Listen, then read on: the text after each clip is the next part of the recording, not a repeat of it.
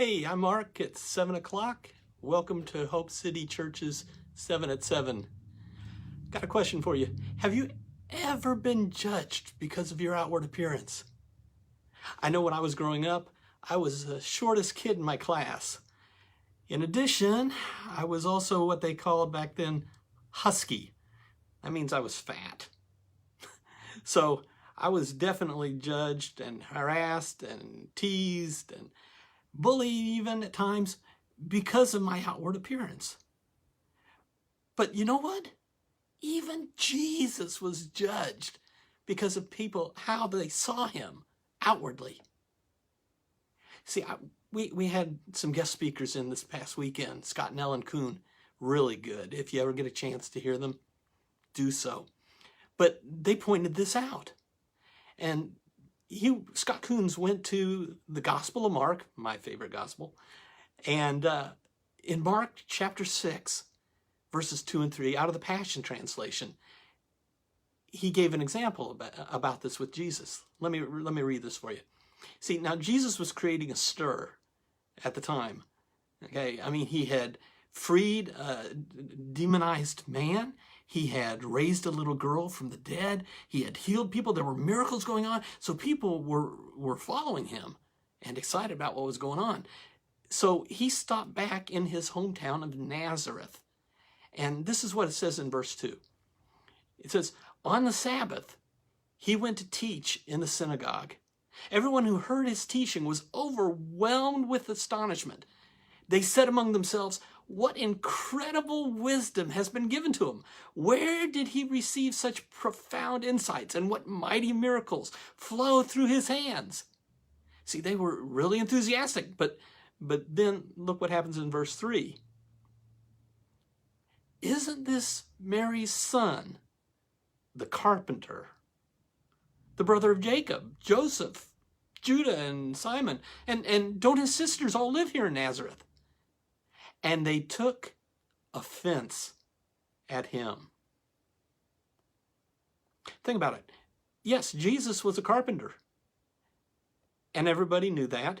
He built animal stalls and carts, even latrines.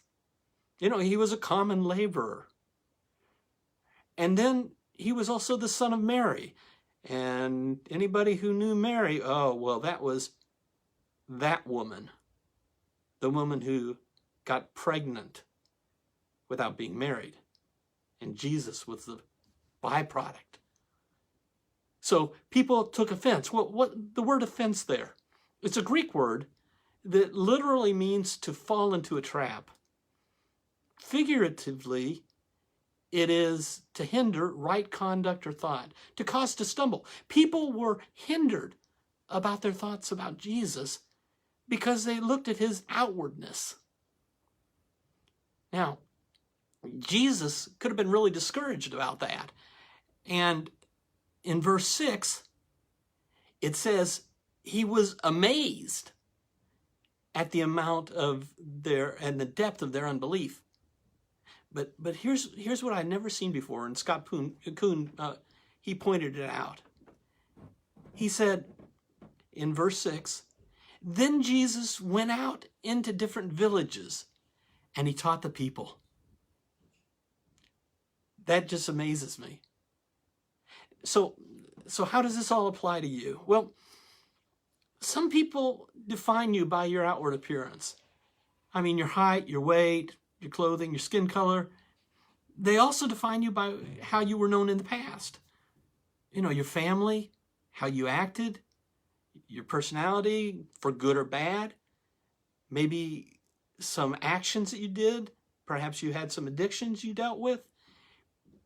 People judge outwardly. But you know, if you trusted Jesus, if you have trusted Jesus as your Lord,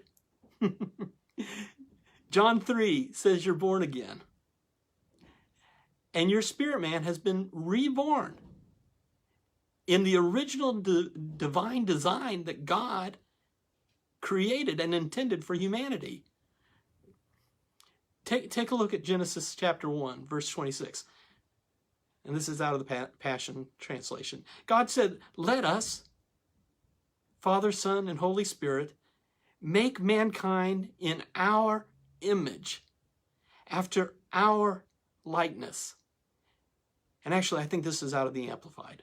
So, let us make mankind in our image, after our likeness. Isn't that amazing? And in chapter 2, verse 7, it says, God breathed into man's nostrils the breath or spirit of life. God actually duplicated himself in humanity. That is amazing. We have the same DNA as God. That blows my mind. But it's true. It's true. In 1 Corinthians chapter 15, verses 48 and 49, this is out of the Passion Translation. It says, the first one, namely the human, made from dust, has a race of people just like him, who are also made from dust. Verse 49 said, the one sent from heaven, Jesus, has a race of heavenly people who are just like him. And now verse 49. Once we carried the likeness of the man of dust, but now we carry the likeness of the man of heaven. See, Adam blew it for humanity when he sinned. But then Jesus came, and he came to set things back in proper place for humanity, so that we could have our design that is truly divine. And that's good news. So, when others look at you, if you're born again, if they judge you outwardly, this may amaze you, but don't let it discourage you. Do what Jesus did. Let what you say and then what you do, let it be an example that teaches. See, your words, what comes out of your mouth, and your actions, that's going to teach them to not look outwardly at who you are, but instead will look at what Jesus has done in you. And when that happens, then they start considering whether it's possible for them. Well, I hope this has encouraged you. I hope to see you at Hope City Church Sunday, 10 a.m.